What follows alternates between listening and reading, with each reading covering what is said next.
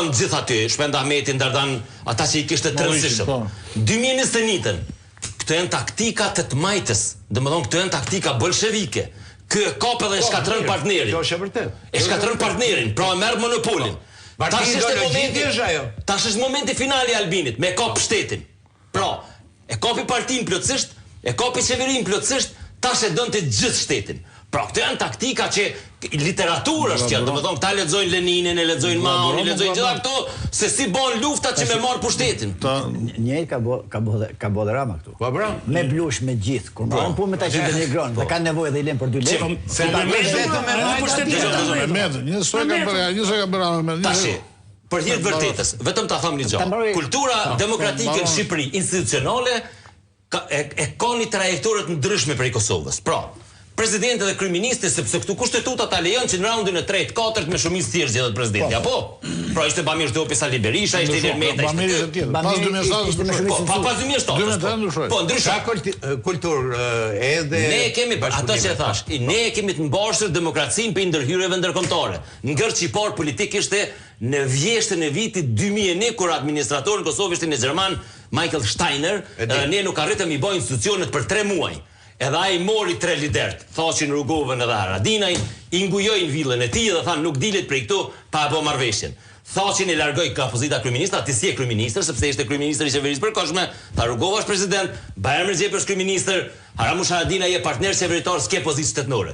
Edhe aty e tutje, ne e filluam këtë rrugën e kohabitimit politik, ku 2 partitë ndryshme ndajnë pushtet. Që është gjallë mirë, për vende fragjile, sikur e jona, sepse... Edhe ai ka një rol shumë të rëndësishëm.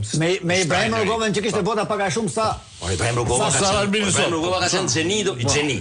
Nuk e dia ka qenë gjeni në kuptimin, le të themi të IQ-s, po toleranca ati ka qenë kozmike, domethënë, ndaj kundërshtarëve. Ai ishte i pari që e shmangi luftën civile në Kosovë, sepse ne ishim 2000-ën, ne ishim buzë konfliktit civil, buzë luftës të armatosur mes shqiptarëve.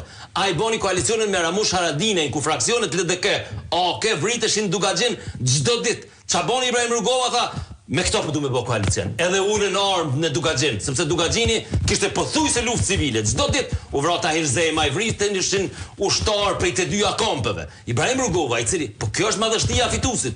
I kishte 50%. Plotësisht jam dakord, e thash unë diçka.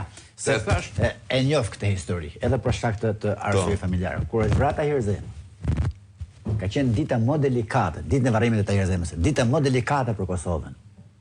Me mira simpatizantë të DK-s ishin të gatshëm të kapin armë se po vriteshin.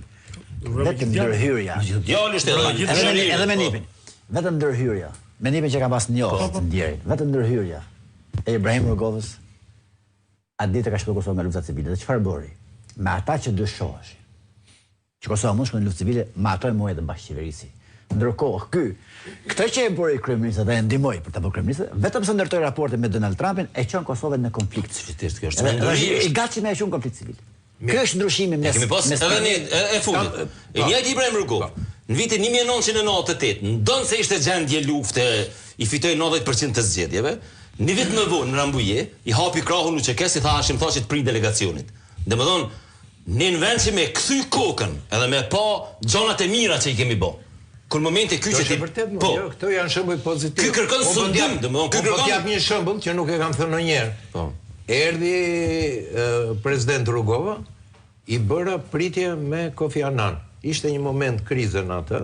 Vajti në New Jersey. Pas trazirave 2004-s nëse s'gaboj. Me gjitha tjera, edhe Kombet e Bashkuara mbanin një qendrim. Nuk donte ta priste. Ndërhyra me ish presidentin e Slovenisë, Danilo Turk, ishte numri 2, edhe i thash duhet ta bësh për Kosovën. Kjo s'ka rëndësi.